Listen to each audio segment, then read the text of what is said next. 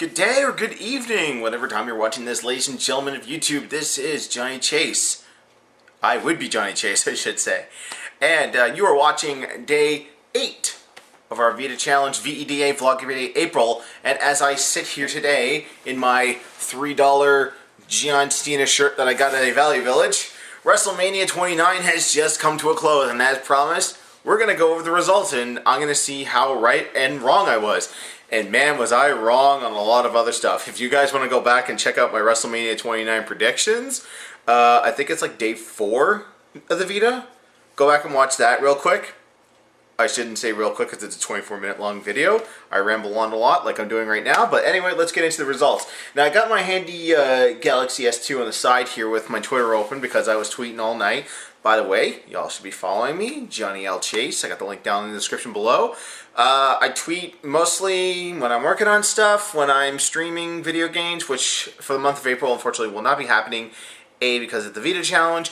B, because I'm working a lot. And C, I kind of need a break from streaming on a regular schedule. Until I figure out some other way to comfortably do it, then I'm going to go back to it. Other than that, there might be some Ninja Cast if I feel up to it.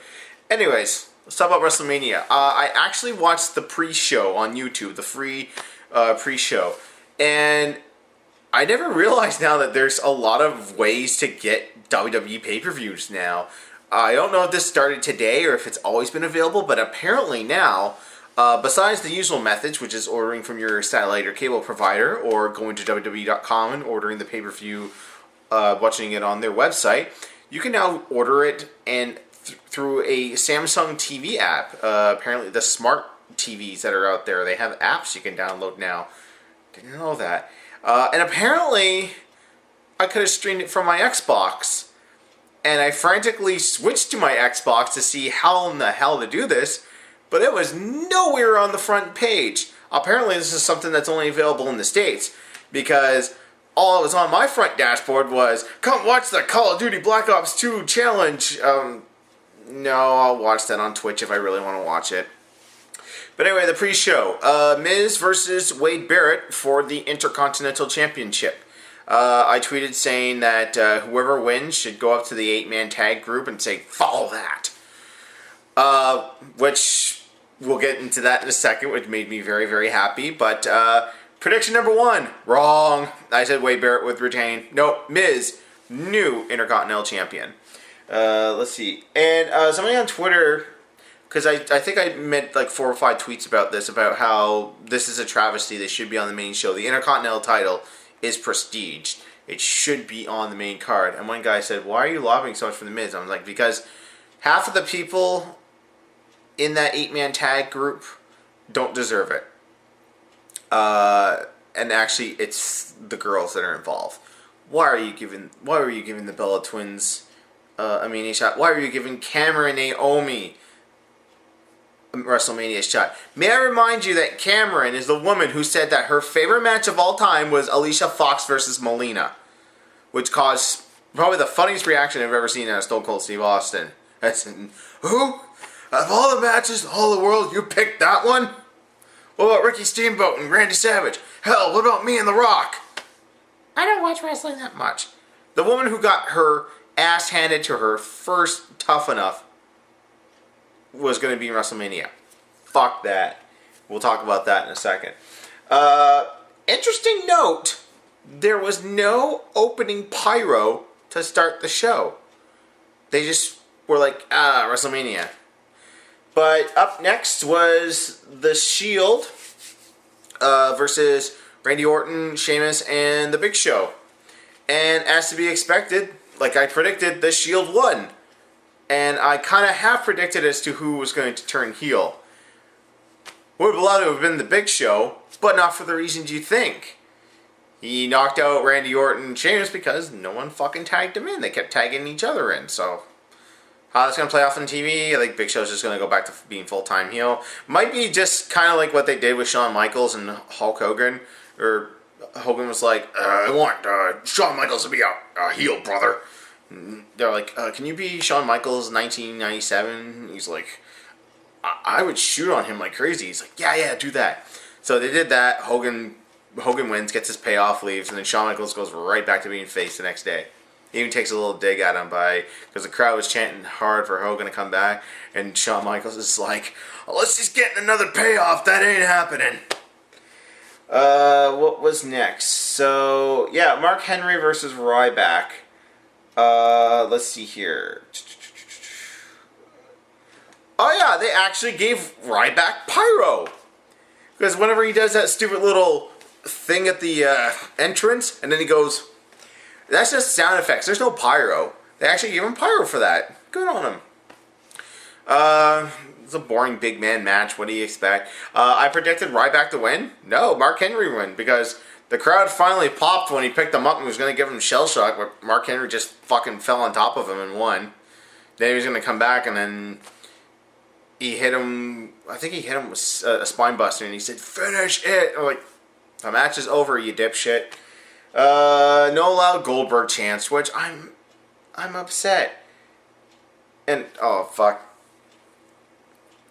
The Brock Lesnar mark was in the front row. If you guys don't know who the Brock Lesnar mark is, and you should, because it's plain as day.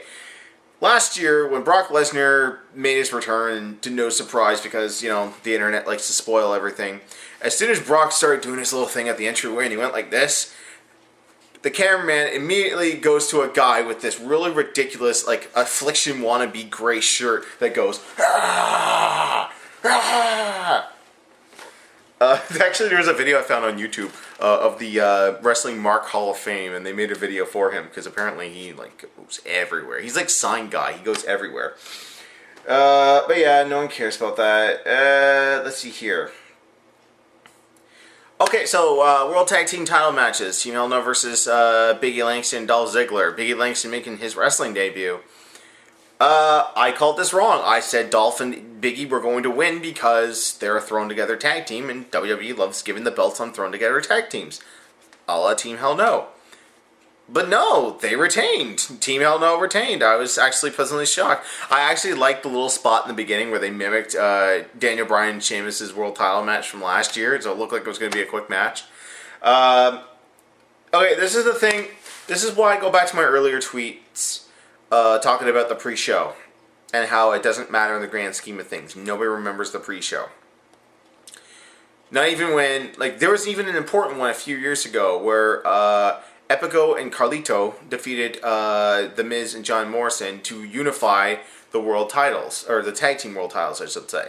And so that you'd have, you know, you would hold in two belts, but then eventually they got those new penny bronze piece of shit looking tag belts now.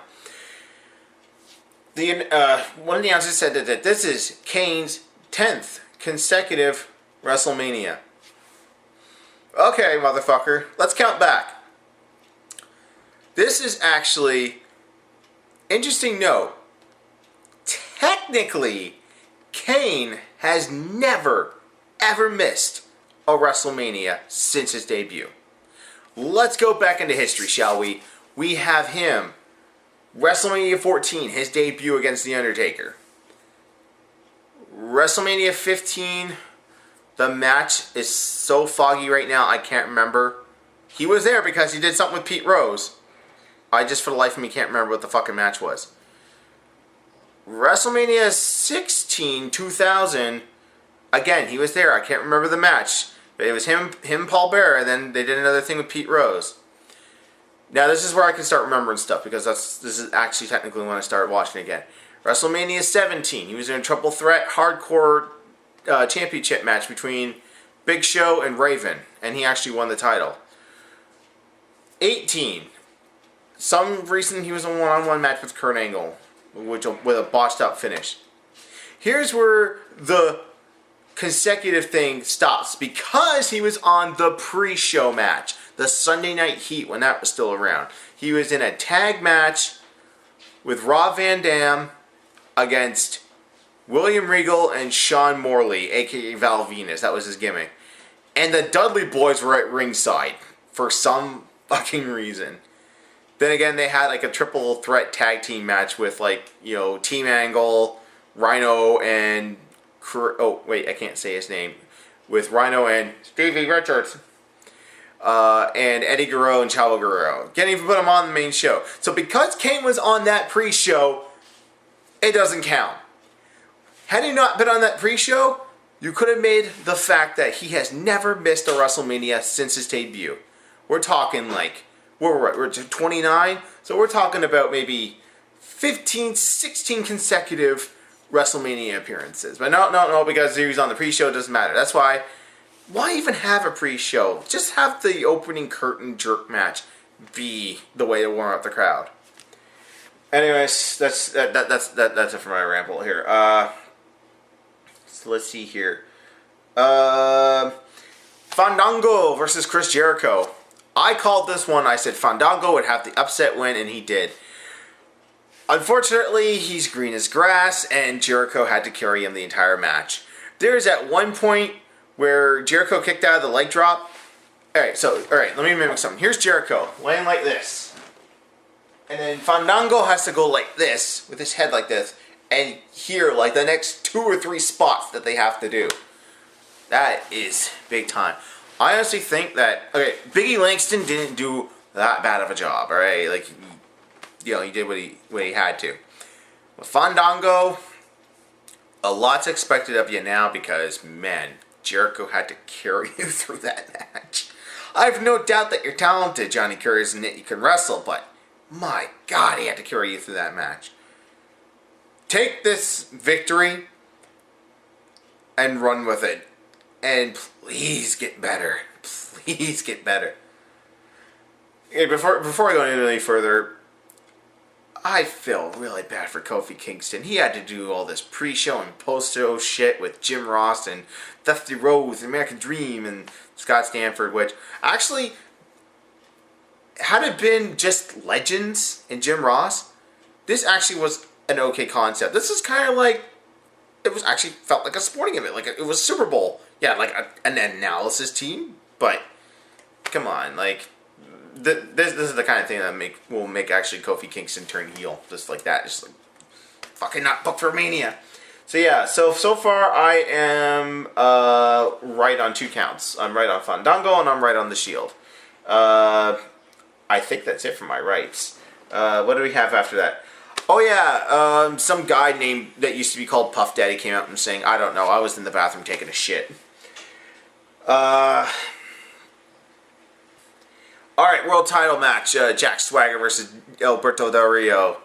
I love the fact that Zeb Coulter wore a shirt and tie underneath his khaki wear. That was pretty awesome.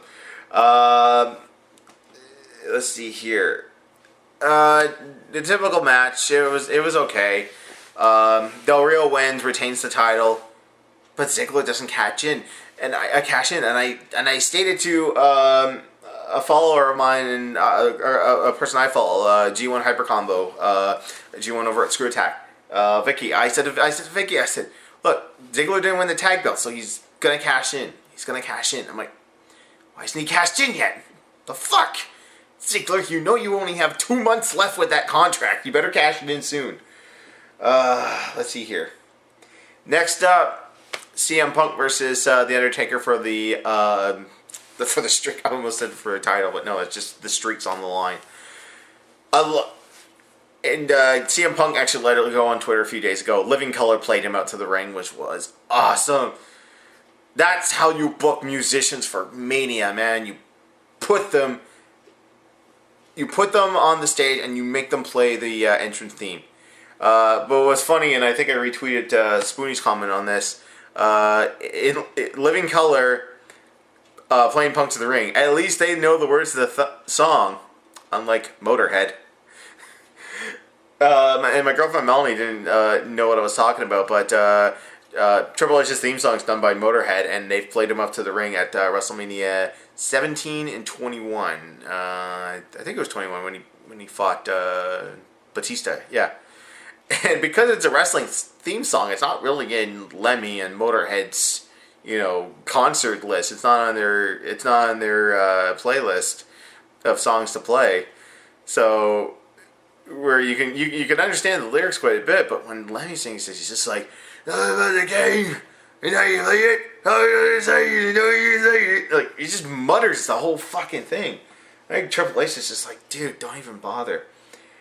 Oh, and I made this point because in the promo, Punk has said, it's like, oh, if you get DQ'd or if you get counted out, that's a victory for me. I don't care. Paul Bearer is there with the urn. Now, theoretically, under the rules of pro wrestling, Punk could have Heyman come into the ring with that urn, smack Punk in the face with it, or in the gut. And the ref could just be like, hey, ring the bell. You used a weapon on a wrestler. He wins. Cheapest match in the world, but hey, it breaks the Undertaker streak. Entertaining match. This was probably the match of the night for me. A lot of great counters. Both men pulled off all the stops. And I will swear by this till the day I die. And I know it's going to go into his next video. I tweeted it to him. I doubt he'll ever watch this video, but I hope you do someday. This is directed to Mafu of Botchamania. I really hate when you do this. When the Spanish announce table, or even the regular announce table, does not break, that is not a botch. I'm going to suspend your disbelief. I'm going to break the illusion for you guys out there and, destroy kayfabe on this altogether. The announce table, when it breaks, the reason it breaks is that there are two grip boys with wires on either side ready to pull out the supports for that table and have it come collapsing and crashing down.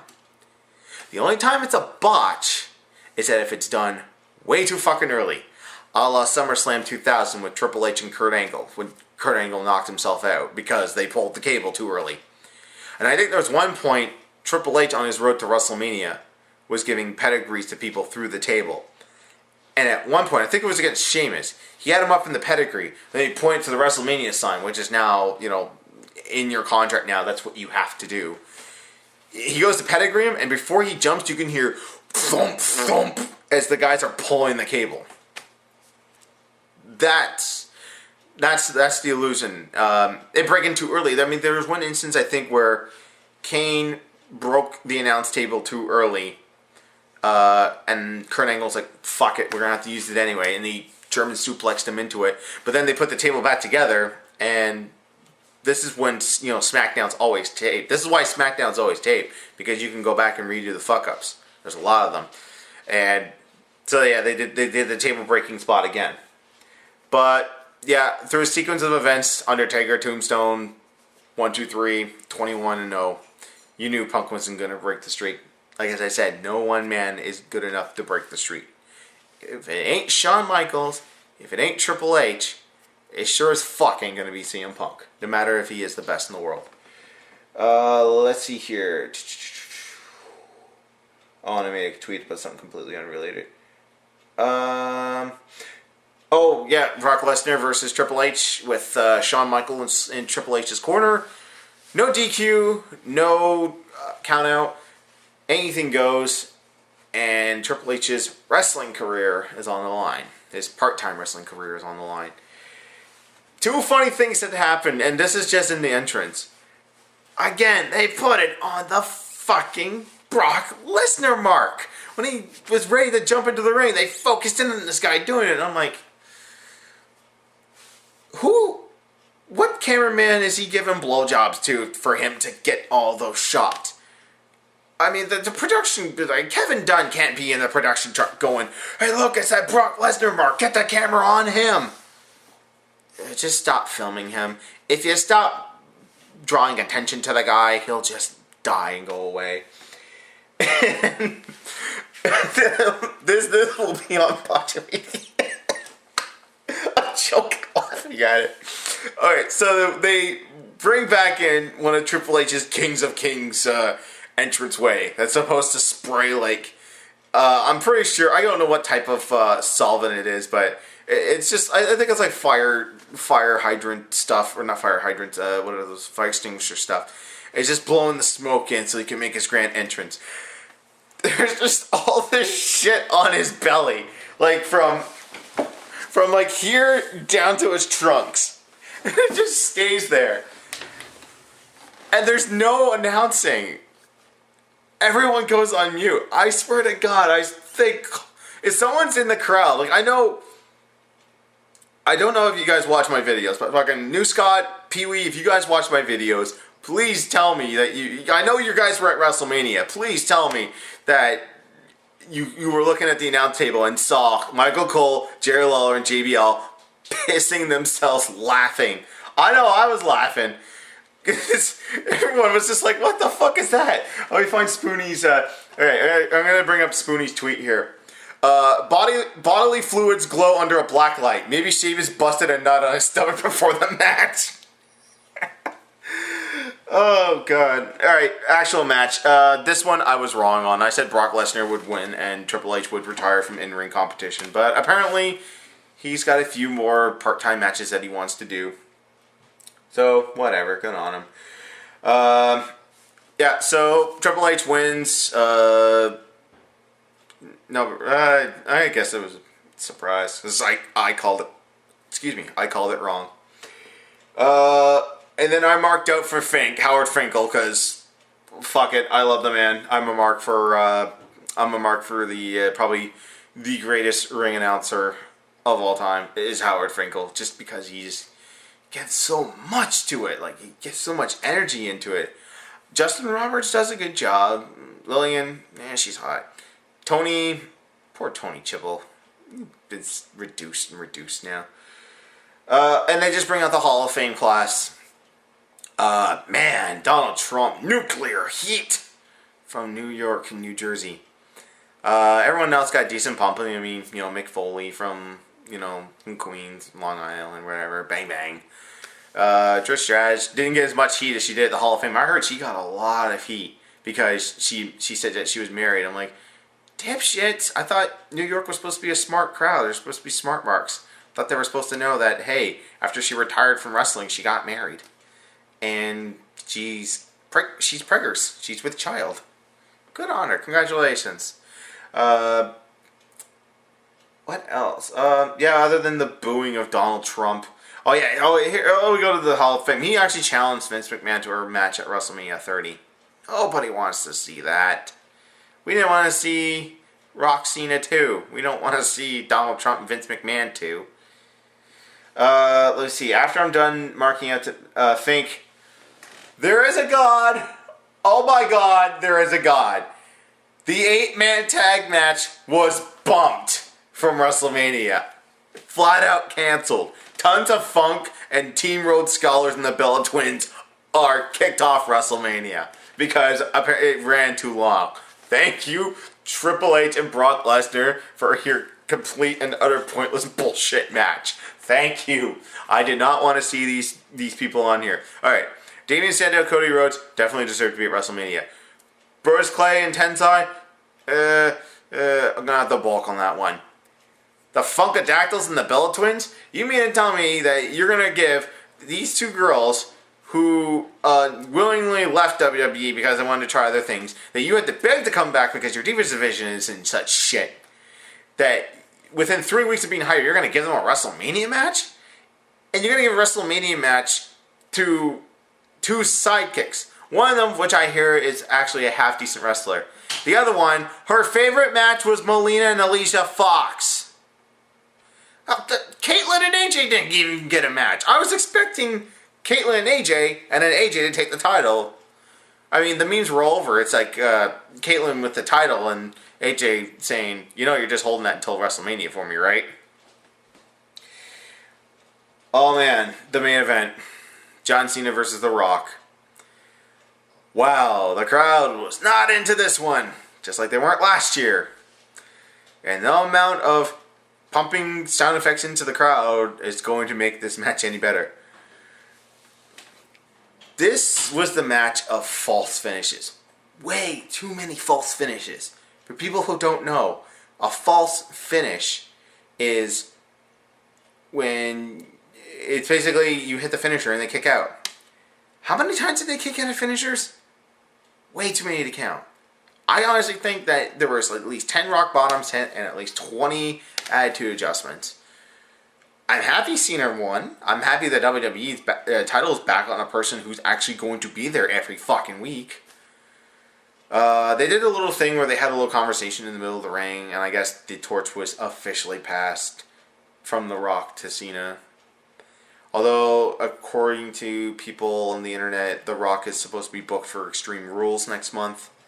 I highly doubt that. I mean, he's got G.I. Joe to still plug. He's got this stupid movie with Marky Mark coming out. And I think there's another movie that's coming out with him. So yeah, John Cena wins, new WWE champion. God, what else happened? The one thing I thought of is that we were going to see a faction of youngsters who got bumped from WrestleMania team up with Cena to help him win the title, but no, apparently all Cena needed to do to win the title was just hit his finisher like 30 goddamn times.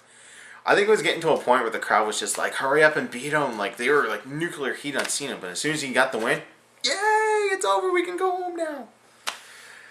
Oh my god. Okay, that was Mania. Yeah, that was my main complaint with the main event, was just too many false finishes. I mean, one or two is okay at Mania because, hey, it's a pay-per-view. You're expected to kick out of the finisher. But when you kick out too many times, I just get bored with it. Mania overall, I know the concert was shorter than P. Diddy's a few years back. I think, all heavenly Christ, the 8-man tag was canceled. Good on you, bookers. I don't even care if it's on Raw tomorrow. If you want to put it on Raw and make it like a 5-minute segment, go right ahead. That's where it belongs. It doesn't belong at fucking WrestleMania. So, now we begin a new year. This is... WrestleMania is usually... I kind of call it like the season finale of wrestling, because all the storylines come to an end, and then we have a whole year to plan like 3 or 4 separate storylines for like the next 3 or 4 months here and there. Mania in a nutshell. I'll end it here. Mania in a nutshell. It was meh. I'm glad I didn't pay money to see it. I haven't paid to see WWE programming in a very long time, and I'm glad I didn't here. I went on record many times saying that this was a really, really, really poorly booked WrestleMania, and I wasn't disappointed. It was a poorly booked WrestleMania. I mean, it's not as bad as the one where The Rock hosted, because that dragged on forever, but... yeah, we'll see what happens Monday. I won't comment on anything on Monday for Raw, or I should say Tuesday for Tuesday's V.E.D.A. I'm going to lay off the wrestling for a while. Thinking of something to talk about for Tuesday. So until then, this has been day 8 of the V.E.D.A. Challenge, V.E.D.A. vlog everyday April. I was really wrong on my predictions. That's probably why I don't work in WWE. Apparently I can't write with the best of them. Anyways, guys, this is day 8 of the V.E.D.A. Challenge, V.E.D.A. vlog everyday April. I will see you tomorrow for day 9.